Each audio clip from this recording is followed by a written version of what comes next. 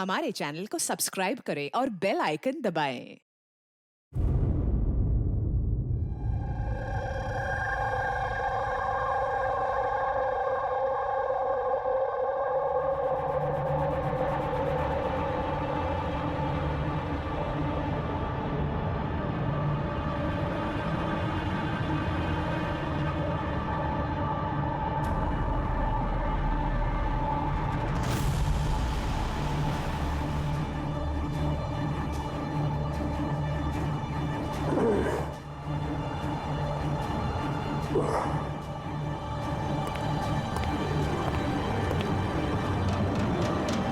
कौन हो तुम? मेरे रूम में कैसे घुसी तुम? हाउसकीपिंग अभी मैनेजर को फोन करके तुम काम से निकलवाता हूँ। सॉरी रतन सर, एक्चुअली आपके रूम का फायर अलार्म गलती से बज गया था। मैं चेक करने आया था कि कोई खतरा तो नहीं है। मैंने दरवाज़ा नॉक किया था पर शायद आप सो रहे तो इसलिए खोला नहीं, इसलिए मुझे मास्टर की यूज़ करके अंदर आना पड़ा। Are you fine? I am fine. गो।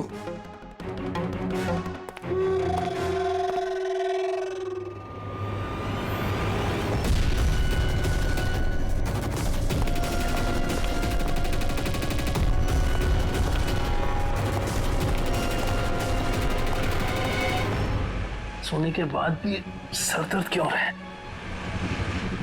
लगता है डबल शॉट कॉफी देनी पड़ेगी। हाँ लिशा, काम हो गया। Great job. अब फटाफट वहां से निकलो। होटल का एक्चुअल स्टाफ 5 मिनट में वहां आ जाएगा। हाँ ठीक है, मैं निकलता हूँ। Bye.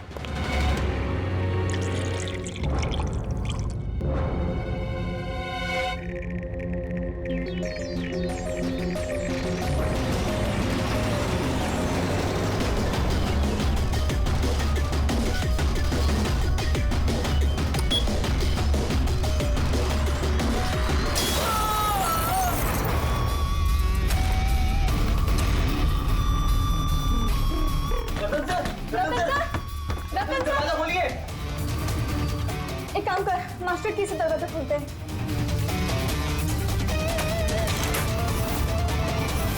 Ratan sir, Ratan sir, Ratan sir!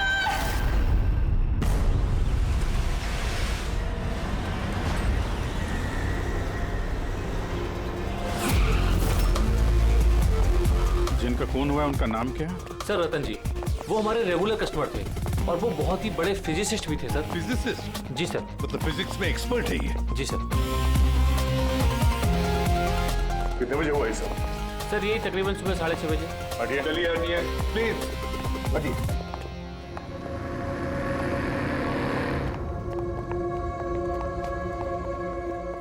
My God,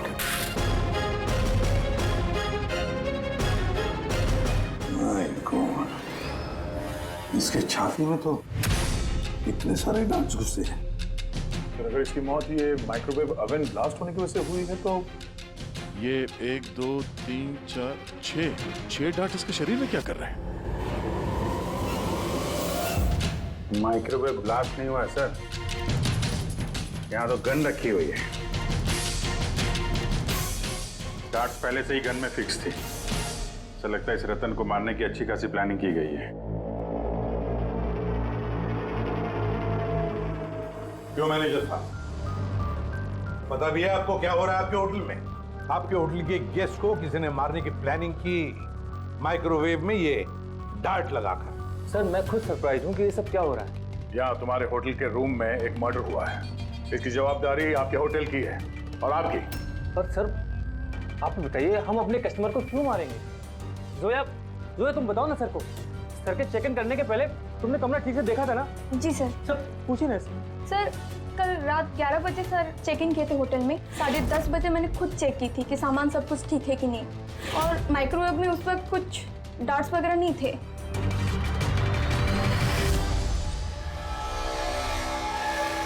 sir, आधा खाया हुआ पिज़्ज़ा है सर। क्या ये आपके यहाँ ये बाहर का खाना अलाउड है? सर अलाउड तो नहीं है, लेकिन रतन सर रेगुलर थे तो किसी स्टाफ ने अलाउ कर दिया होगा सर। क्या स्टाफ में कौन था जब ये पिज्जा कमरे के अंदर लाया गया? हा? क्या हुआ? हमारे सवाल शुरू हुए तो तुम्हारी जुबानें बंद होगी। सीसीटीवी फुटेज देखना है हमें। रात 10:30 बजे से सुबह 6 बजे तक जो कुछ भी हुआ है उन्हीं 7.5 घंटों के बीच में ही हुआ है।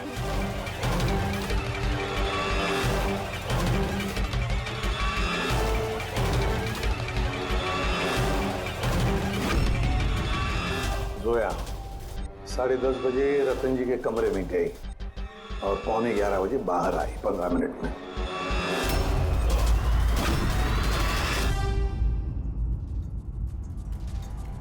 ग्यारह बज के 11 मिनट पे ही रतन कमरे में गया। फॉरवर्ड करना जरा।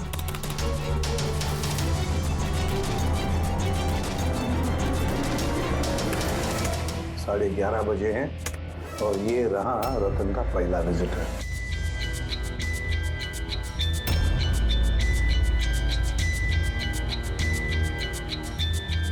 अरे 5 मिनट में बाहर भी आ गया। काफी गुस्से में भी लग रही है कौन है? सर ये अमित है, रतन सर के भाई। पहली बार आए थे होटल में। रतन जी तो मिलना भी नहीं चाहते थे इन्हें, पर इन्होंने जबरदस्ती करके रूम में घुस गए।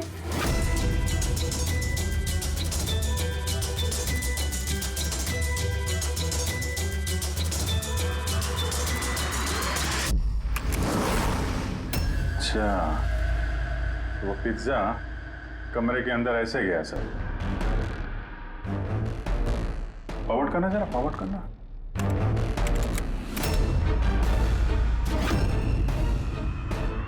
ये निकली स्टॉप 2 बजे। 12:30 बजे ये अंदर जाती है पिज्जा लेके और 2 बजे बाहर आती है। कौन है ये औरत? हाँ? सर इनका नाम शमिता है। ये रतन जी की बहुत खास दोस्त है। लगभग हर वीकेंड में आते हैं उन्हें मिलने के लिए।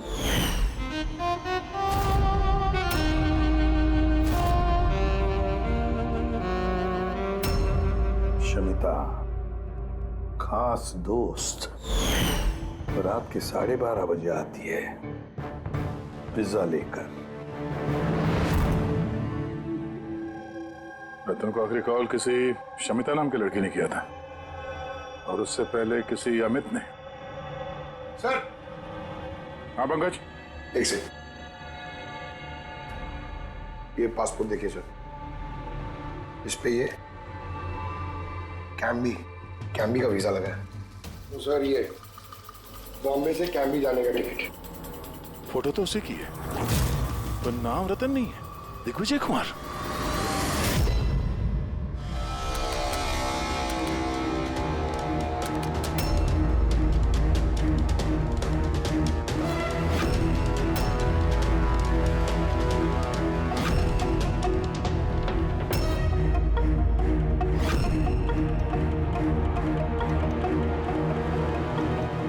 सुबह के 6 बजे होटल का स्टाफ मेंबर रतन के कमरे में जाता है और 6:30 बजे बाहर आता है। मतलब ठीक रतन की मौत से पहले। कौन है ये स्टाफ मेंबर? पता नहीं सर। क्या आप अपने स्टाफ वाले को नहीं पहचानते हैं? सर ये स्टाफ का आदमी नहीं है, मैं पता करवाता हूँ सर। मुकुल ये जाकर देखो ये आदमी कौन है, कोई नया स्टाफ आया है क्या? सर एक बात समझ में नहीं आ रही। ये रतन एक फिजिसिस्ट था, देश के स्पेशलाइज्ड स्पेस प्रोग्राम पे काम कर रहा था। नकली पासपोर्ट बनाने की क्या जरूरत? वही तो, कोई किसी फिजिसिस्ट को मारने के लिए इतनी लंबी प्लानिंग क्यों करेगा? पूर्वी, ये लैपटॉप चेक करो सर रतन का। सर हाँ, मैंने सारा रिकॉर्ड चेक कर लिया। ये बंदा होटल के किसी भी डिपार्टमेंट में काम नहीं करता है। इवन वो स्टाफ का भी नहीं था सर। वो मुझे लगता है वो बाहर का ही था। ये लो, कोई बाहर का अनजान आदमी आपके यहाँ आता है, होटल का स्टाफ बन के घूम रहा है, ये आपकी सिक्योरिटी है? हैं?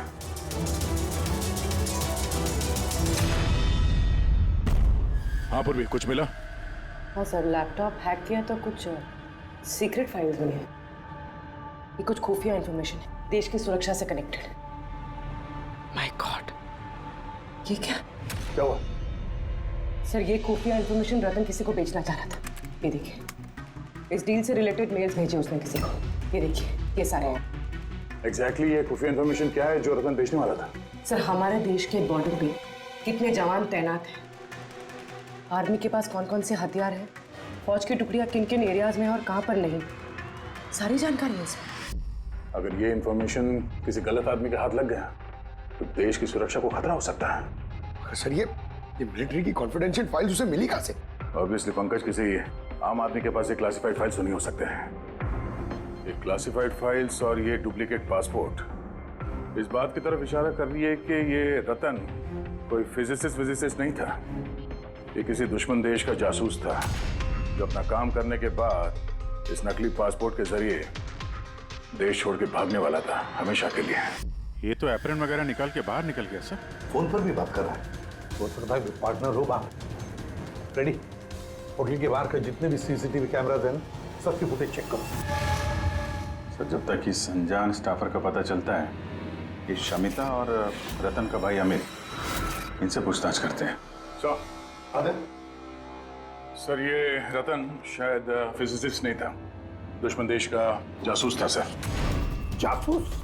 हाँ सर, हमें उसके बैग से ये नकली पासपोर्ट मिला। उसके लैपटॉप में ये खुफिया फाइल्स है सर, ये देखिए। माय गॉड, तो फिर हमें जल्दी से जल्दी रतन के घर वालों से मिलना चाहिए और इस शमिता से भी पता तो चले कि ये रतन फिजिसिस्ट था भी या कोई जासूस। एक तो अभी मेरे पति का खून हुआ है और अब सीआईडी वाले उन पर देश से गद्दारी का इल्जाम लगा रहे हैं। भाभी संभालिए अपने आप को। वैसे ही भाई साहब की मौत के सदमे से आपकी तबीयत खराब है। मिस्टर अमित, आपसे भी कुछ सवाल करना है हमें। आप लोग एक साथ एक ही घर में रहते हैं, तो कल रात अपने भाई के पीछे पीछे होटल रूम में क्या करने गए थे आप? मैंने ही भेजा था उन्हें वहां। तुमने भेजा? किस लिए? क्योंकि रतन भाई साहब पूरी प्रॉपर्टी अपने नाम करके हमें घर से निकालना चाहते थे। वसीयत के पेपर के साथ भी छेड़छाड़ की थी उन्होंने, और अपने भाई का तो उन्हें कोई लिहाज ही नहीं था। ये तुम क्या कह रही हो दिया? भाभी प्लीज। ये सारी बातें यहाँ पर हो सकती थी घर में, इसके लिए होटल में जाने की क्या जरूरत थी? सर लड़ाई झगड़ा करके हम घर का माहौल नहीं खराब करना चाहते थे, और रतन भाई साहब इस टॉपिक को कई दिनों से अवॉइड कर रहे थे, इसलिए मुझे लगा कि होटल में जाके बात करना ही ठीक रहेगा। मगर कमरे से तो तुम बहुत जल्दी वापस आ गए थे, इतनी जल्दी बात हो गई? सर होटल के कमरे में भी बात हो नहीं पाई थी। भाई साहब बहुत नींद में थे और थके हुए थे, इसीलिए चिड़चिड़े भी हो गए थे, और गुस्से में आके मैं भी वहां से निकल गया। इतना बड़ा घर है फिर भी होटल में जाके ठहरते थे हैं? सर रतन काफी इंट्रोवर्ट थे, उन्हें अकेलापन चाहिए होता था ताकि वो अपने काम में ज्यादा ठीक से ध्यान लगा सके। घर में भी होते तो अक्सर वो अपने कमरे में ही होते थे।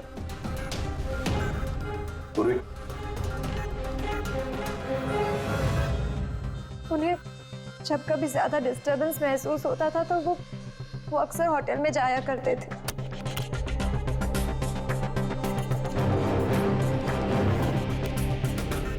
ये शमिता कौन है? शमिता? प्लीज कुछ कीजिए ऑफिसर। मैंने सुबह मिसिंग कंप्लेंट दर्ज कराई थी, शाम होने वाली है, मेरी बीवी का कहीं कुछ पता नहीं चल रहा है। जीजू प्लीज रिलैक्स, शमिता दीदी मिल जाएगी। क्या शमिता जी लापता है? जी। आप लोग? हम लोग सीआईडी से। अच्छा वो आप लोग आ गए, ये लोग तो कुछ कर नहीं पा रहे। अब आप लोग पता लगाइए ना मेरी बीवी कहाँ है। हम लोग तो पता लगा ही लेंगे। एक खून करके जो भागी है वो। क्या?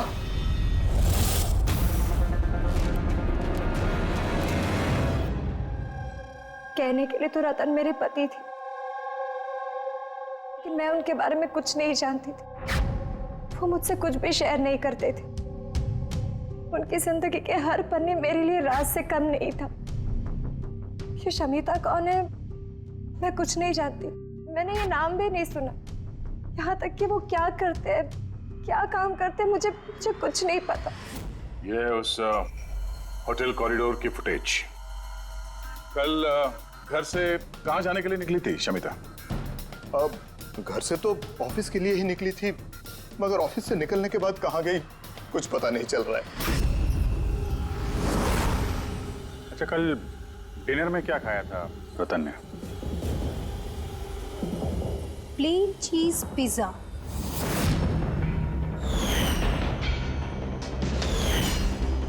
है ना भाभी? हाँ। प्लेन चीज पिज्जा, कमाल है अभिजीत। होटल में भी पिज्जा और घर में भी पिज्जा। भाई साहब ने होटल में भी पिज्जा खाया था? जी हाँ, वही पिज्जा जो शमिता लेकर आई थी। किडनैपर्स का फोन आया था। शमिता को किडनैप करना इतना आसान नहीं है। आईबी विंग में काम करती है वो। हर तरह से ट्रेंड है हर खतरे से निपटने के लिए। आईवी, आप अपने दीदी का कमरा दिखाइए जरा।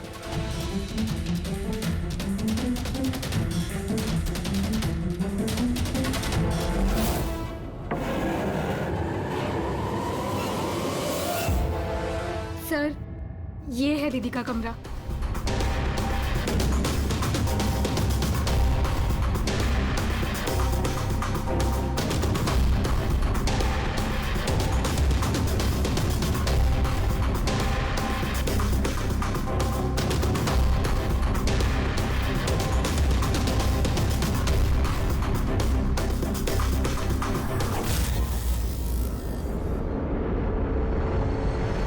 सर, सर यहाँ आइए प्लीज।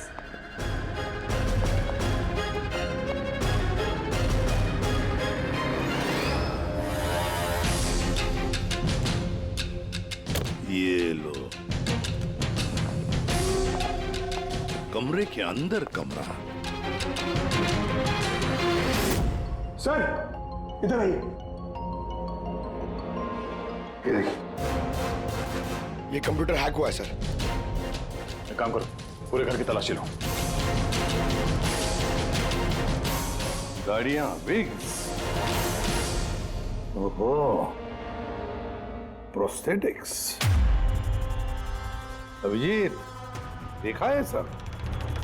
हाँ सर, और ये लॉकर में क्लासिफाइड फाइल्स। लगता है काफी समय से जासूसी चल रही है इसकी। सिर्फ इतना ही नहीं सर, कोई तो है जो रतन पे नजर रखे हुए था। उसकी कंप्यूटर की एक एक एक्टिविटी को मॉनिटर कर रहा था। ये कंप्यूटर हैक्ड है। कौन हैकर है पता लगा?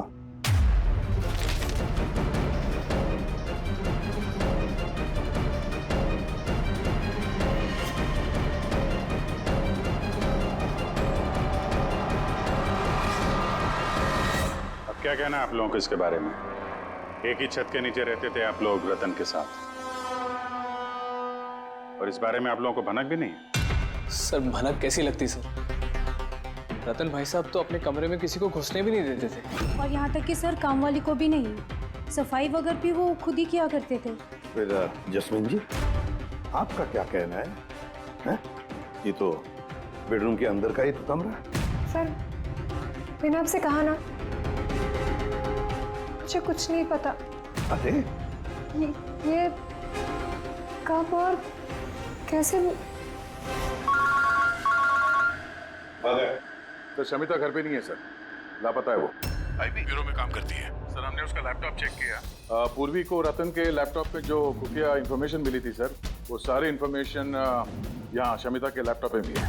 ये जानकारी लीक करके देश छोड़ के भागने का इरादा था।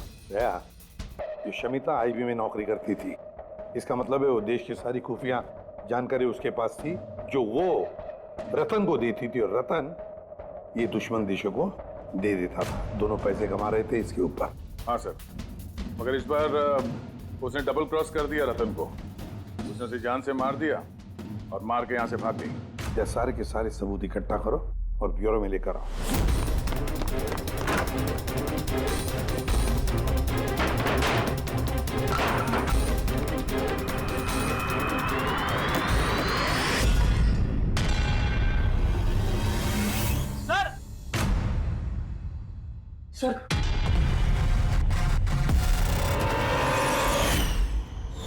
शमिता?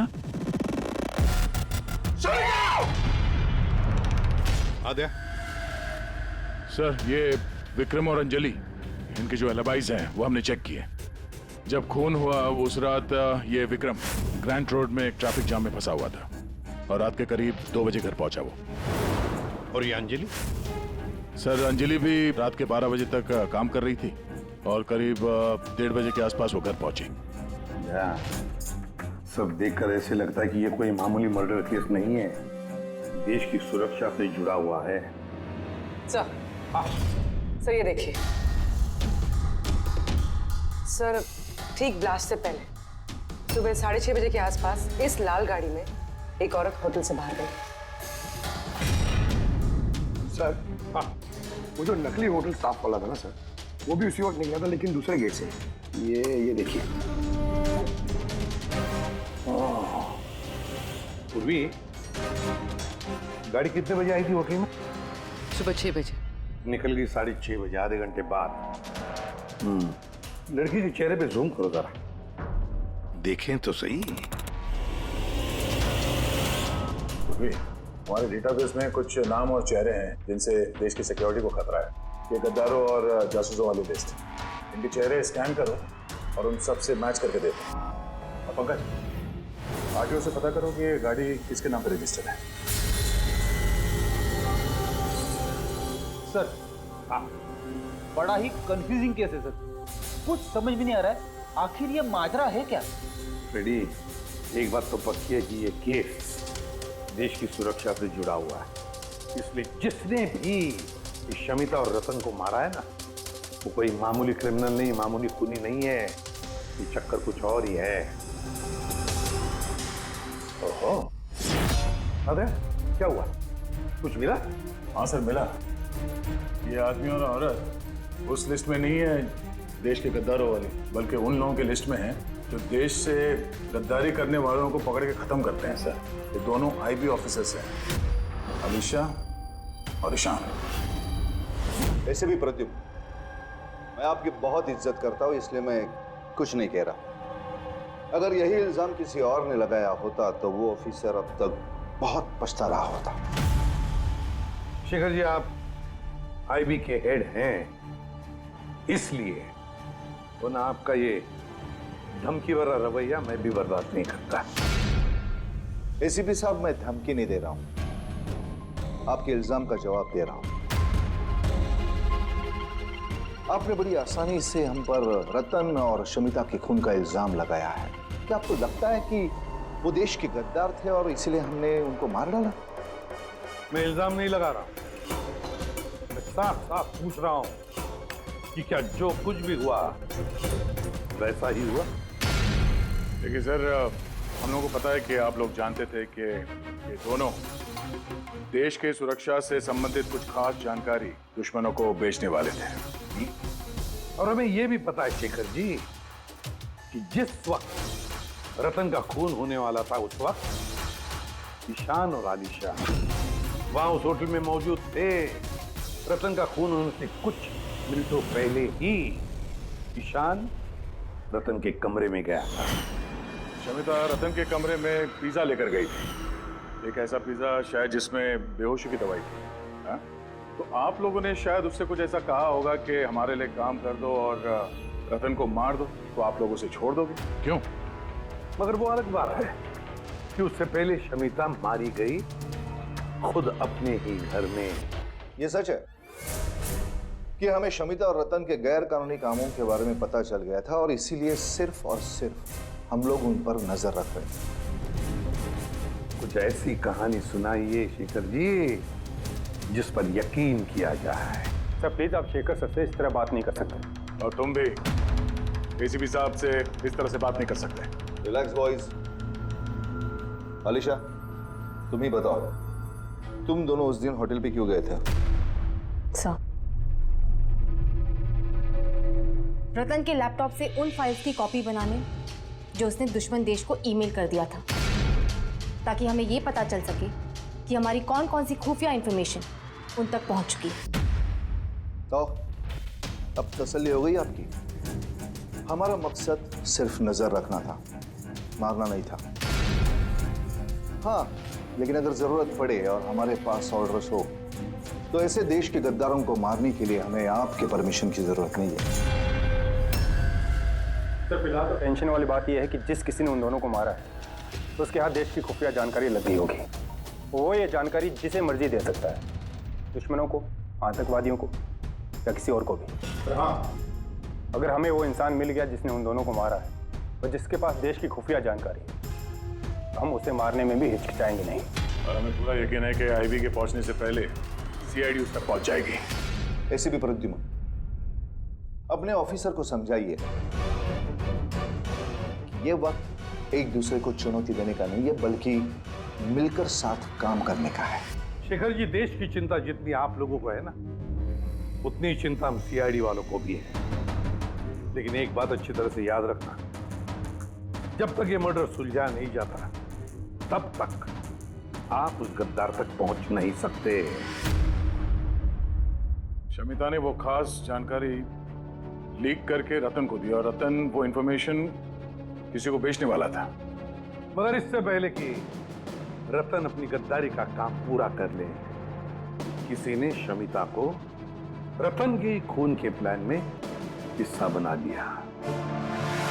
और अब अगर वो ईशान नहीं है तो जो कोई भी है सर, उसे जल्द से जल्द ढूंढना होगा कि उसी ने शमिता को भी मारा है।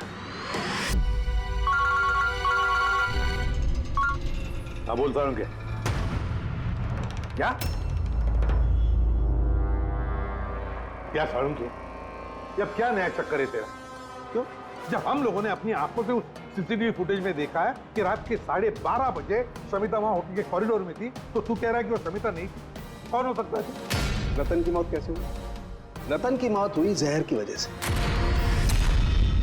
वो डार्ट जो हमें रतन की बॉडी में से मिला है, उस पर इतना जबरदस्त जहर लगा हुआ था कि सेकंड्स में ही रतन की मौत हो गई। और सर पॉइंट नंबर 2, इस माइक्रोवेव में डार्ट फिक्स करने के लिए खूनी को पूरा टाइम मिला होगा, क्योंकि ये नशीला पिज्जा खाने की वजह से वो बेहोशी की हालत में पड़ा होगा। तो बस जो नशीली दवाई हमें पिज्जा में मिली है, उसी नशीली दवाई के ट्रेसेस हमें रतन के पेट में से। हाँ, अभी पूरे इंग्रेडिएंट्स को अच्छी तरह से चेक नहीं कर पाया हूँ, लेकिन यार सामने मैंने सब कुछ मान लिया, बस सब कुछ मान लिया, लेकिन पहले ये बता, इन सारी चीजों का शमिता के वहां होटल में ना होने से क्या कनेक्शन? बता रहा हूँ, वही बता रहा हूँ बॉस। शमिता डायबिटीज की पेशेंट थी, शक्कर की बीमारी। शमिता की मौत हुई है किसी मिलावट वाले इंसुलिन के इंजेक्शन की वजह से। और सबसे इंपॉर्टेंट बात, शमिता का मौत का टाइम है रात को 10 से 12 के बीच का। क्या? एग्जैक्टली। तो 12 बजे तक अगर वो मर चुकी थी, फिर 12:30 बजे वो हमें होटल में कैसे दिख सकती है? सर, अगर शमिता ने रतन को नहीं मारा और अमित, ईशान और अलीशा ने भी नहीं मारा, तो फिर रतन को मारा किसने? और फिर वो फुटेज में जो औरत हमने देखी थी, अगर वो शमिता नहीं थी तो फिर कौन थी? शमिता। एसीपी साहब, आप शायद नहीं जानते कि मैं कितनी बड़ी टेंशन में हूं। अगर वो खूनी नहीं पकड़ा गया जिसने रतन और शमिता को मारा है, तो देश कितनी बड़ी मुसीबत में फंस सकता है, ये आप नहीं जानते। मैं अच्छी तरह से जानता हूँ शेखर जी, बहुत अच्छी तरह से जानता हूँ। लेकिन एक बात अच्छी तरह से याद रखिए, हम देश पर कोई भी आंच आने नहीं देंगे, उससे पहले ही हम खूनी को पकड़ लेंगे। सर, वो खूनी की आइडेंटिटी हमें वो ईमेल से मिल सकती है सर, जो रतन और शमिता ने एक दूसरे को भेजा है। आपको कैसे? मुझे तो ये भी लगता है कि जरूर कोई आसपास वाला ही है जिसे शमिता और रतन, इन दोनों की छोटी से छोटी आदतों के बारे में पूरी जानकारी थी। हाँ सर, जैसे कि सुबह उठते ही रतन का माइक्रोवेव में कॉफी बनाना और शमिता को इंसुलिन के इंजेक्शन पहुंचा देना, वो तो कोई पास वाला ही आदमी कर सकता है। और खूनी को ये भी पता था कि ये अंजलि और विक्रम रात 1 बजे से पहले घर आने वाले नहीं है। आखिर खूनी कौन हो सकता है सर? सर, एक बात समझ में नहीं आ रही सर। ये रतन और शमिता एक दूसरे को 2 सालों से जानते हैं, मगर गद्दारी करने का इन्होंने ये 3 हफ्ते पहले ही सोचा, ऐसे अचानक? हाँ सर, बात थोड़ी अजीब तो है। इन 3 हफ्तों के पहले इनका कोई रिकॉर्ड तो नहीं रहा खुफिया खबर के एक्सचेंज को लेकर। इस सबका इस तीसरे गद्दार से क्या लेना देना? We are running out of time. हाँ सर, हमने सारे सुरागों के ताले खोल दिए हैं, लेकिन हमें वो दरवाजा नहीं मिल रहा जो हमें तीसरे जासूस तक ले जा सके। तीसरा दरवाजा है। ये तीसरा दरवाजा हमें उस जासूस तक ले जाएगा। कौन सा? उस दरवाजे का नाम है पिज़्ज़ा। पिज़्ज़ा वो औरत जो बड़े बड़े काले चश्मे और घुंघराले बाल का विग पहनकर घूमती है ना, शमिता बनकर, उसने उस दिन पिज़्ज़ा लाया बाहर से होटल के अंदर। और उसने ऐसा इसलिए किया क्योंकि उसे वो नशीली दवाई मिलानी थी पिज़्ज़ा में। अगर होटल में ऑर्डर करती तो उसे मौका नहीं मिलता और ना ही वक्त मिलता वो नशीली दवाई पिज़्ज़ा में मिलाने के लिए। और होटल वालों ने कुछ नहीं बोला क्योंकि वो लोग उसे जानते थे। दया, होटल दे रॉयल के आसपास इस पिज़्ज़ालो ब्रांड के पिज़्ज़ा की कितनी दुकानें हैं पता लगाते हैं, सब कुछ साफ हो जाएगा।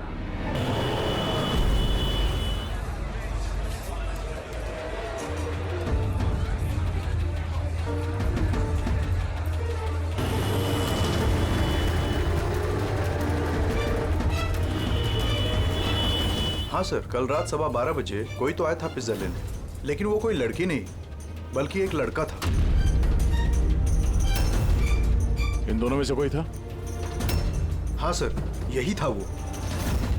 विक्रम?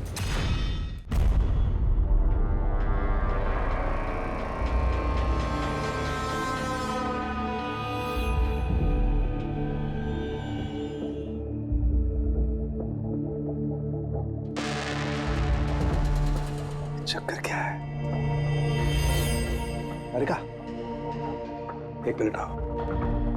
यस? अरिका, ये दोनों स्लाइड्स में पिज्जा के सैंपल्स हैं। इसमें वो है जो हमने उसके पेट में से निकाला है। दूसरा ये पिज्जा का वो टुकड़ा है जो एक्चुअल है, जो टेबल पे रखा हुआ था। जरा देखो दोनों। सर, इट्स ऑब्वियस ना कि यही वाला पिज्जा खा के रतन वो बेहोशी वाली नींद सोया था। उसमें देखना क्या है? Do you think I'm a fool? No, क्या पे? अरे कोई वजह होगी तभी तुम्हें दिखा रहा हूँ ना। प्लीज देखो ना। Of course, sir. Just see it. हाँ सर, हाँ।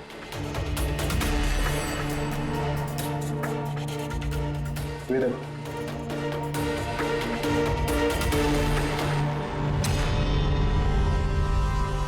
क्या? इसका मतलब रतन ये पिज्जा खा के बेहोश नहीं हुआ है? Exactly, वही दिखाना चाहता था मैं तुम्हें। क्या खाया होगा उसने?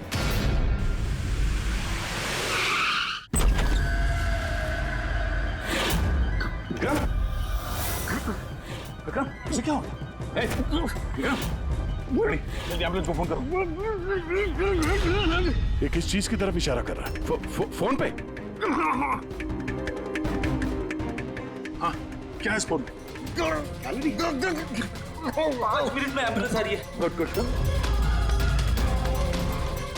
शमिता और रतन सामने हैं। सिर्फ फोटो देखी तो लग रहा है कि लोग एक दूसरे को बहुत प्यार करते हैं। 1 महीने पुराना फोटो। दोनों प्यार करते थे या जासूस थे?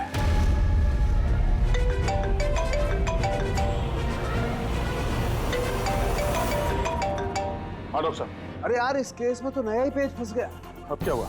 याद है वो पिज्जा जो रतन ने खाया था होटल में, जिसकी वजह से वो गहरी नींद सो गया। हाँ हाँ, वही पिज्जा जो वो नकली शमिता होटल के रूम में लेकर गई थी। यार यही गच्चा खा गए। दरअसल रतन उस पिज्जा को खाने की वजह से बेहोश हुआ ही नहीं। रतन बेहोश हुआ है किसी और चीज को खाने की वजह से, जो शायद उसने होटल में आने से पहले ही खा ली। होटल में आने से पहले? अभिजीत ने बताया था कि होटल आने से पहले रतन ने पिज्जा ही खाया था। अच्छा, कल डिनर में क्या खाया था रतन ने? प्लेन चीज पिज्जा, है ना भाभी? हाँ।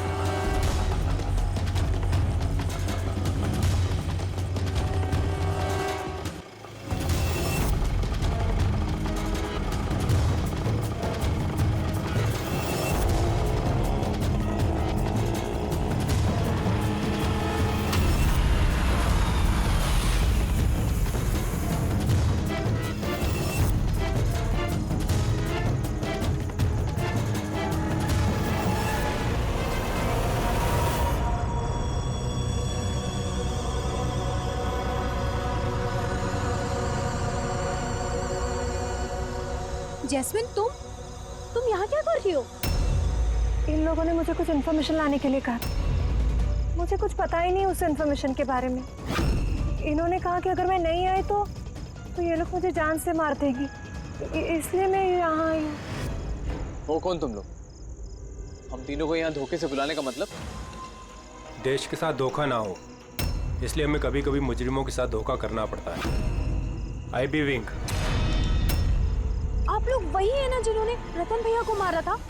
रतन को किसने मारा और किसने नहीं, इसकी सच्चाई जल्द सामने आ जाएगी। लेकिन दिया, अमित, एक और सच्चाई आना बाकी है। वो क्या?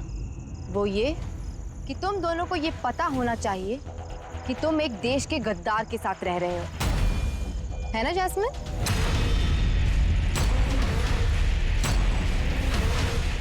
What nonsense? तुम लोग मुझे देश का गद्दार कह रहे हो? रतन को बेहोशी वाला खाना तुमने खिलाया था ना, जिसकी वजह से उसकी बाद में मौत हो गई। अब तुम्हारी भलाई इसी में है कि तुम जल्दी से अपना जुर्म कबूल कर लो। क्या कह रहे हो तुम लोग? मैंने ऐसा कुछ नहीं किया है। कौन सी बेहोशी वाली दवाई? मैं अपने पति को क्यों मारूंगी? हाँ, क्यों उसे बेहोशी वाली दवाई दूंगी? हमें तुम चुप क्यों? हाँ, तुम उस दिन मेरे साथ थे ना, जब मैंने रतन को खाना दिया था। तो फिर तुम कुछ क्यों नहीं बोल रहे? चुप क्यों? कुछ तो बोलो ना। सारी कोशिशें बेकार है जस्मीन। अपने देवर भैया के मुंह से सच उगलवाने की कोशिश मत करना, क्योंकि ये अपना मुंह खोलेगा ही नहीं। ये सारा किया धरा इसी का है।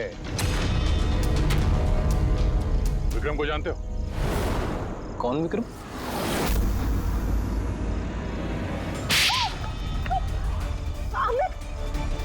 आप लोग इस तरफ आइए। वही विक्रम जिसे शमिता और रतन के एक्स्ट्रा मैरिटल अफेयर्स के बारे में तुमने जानकारी दी थी और कुछ फोटो भी भेजे थे हेलो मैसेंजर पे। ये देखो, डिस्प्ले पिक्चर में तुम्हारा चेहरा है। कुछ याद है?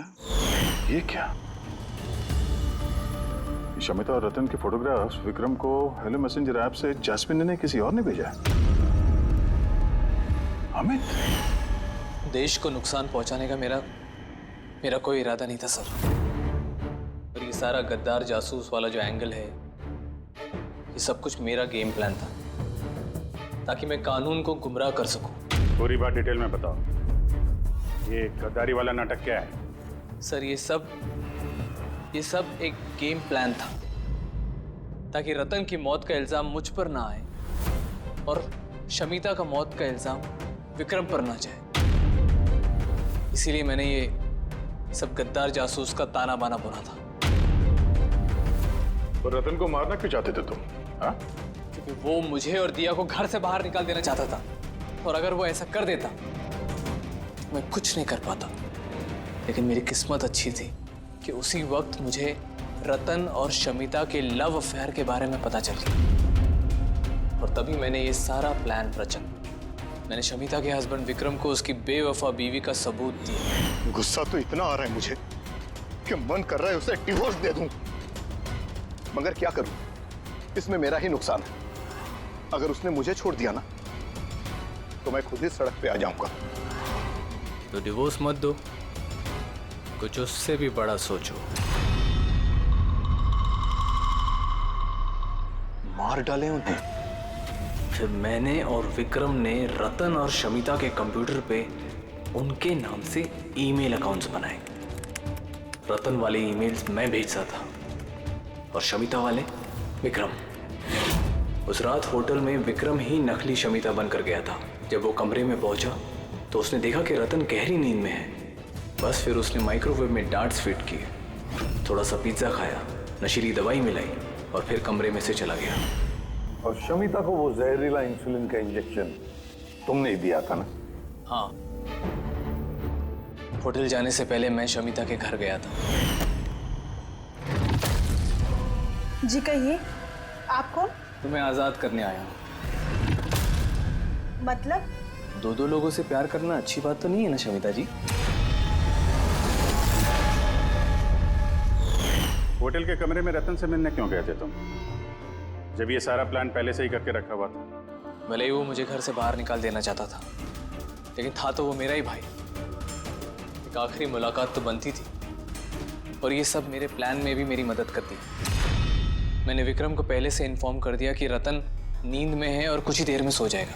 और तुम्हें लगा कि सीसीटीवी फुटेज में बहुत सारे लोग दिखेंगे, उसमें अगर तुम भी दिख जाओगे तो कोई शक नहीं करेगा। इसीलिए तो मैंने ये सारा गद्दार जासूस वाला खेल रचा था, ताकि आप सब लोग इसी में उलझ के रह जाए। लेकिन जब ये आईबी वाले भी इस केस में जुड़ गए तो विक्रम डर गया और इसलिए तुमने उसे पैरालाइज कर दिया, और कुछ चारा भी नहीं था मेरे पास। ये तुमने क्या किया अमित? पैसों के लिए तुमने अपने भाई को मार दिया। अमित, जायदाद और पैसों की लालच में तुमने अपने सगे भाई का खून कर दिया, और तो और कानून के साथ और देश की सुरक्षा के साथ भी खिलवाड़ किया। बहुत संगीन जुर्म किए तुमने। कानून तुम्हें कड़ी से कड़ी सजा देगा। For more updates, subscribe to our channel, click the show links and enjoy watching the videos.